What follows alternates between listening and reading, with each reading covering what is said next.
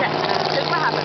Yeah. Okay, there's a restart, right? All right, Chad jumps so out. everything okay over there? All the drivers are all right? Our record crews will go to work and then all of a get these sudden, cars off the speedway. Right there. Turn 4. Still a good chance for you to make your way down to our concession stand, get yourself something to eat or drink. There's a car flipping over. Flipping over. Yeah, and he's good. He got up on top of the car. Flames. He's safe. But there was like little flames coming out. We're still 35 laps down. Yeah, but best excitement That's a big break for Justin Reynolds because he will get the lead back. And the he's going to be 77. back in the lead. It's going to happen. Wait, 77 in the lead? No. What's Chad Pearson's lead? Not going to happen. We're going to take care of this.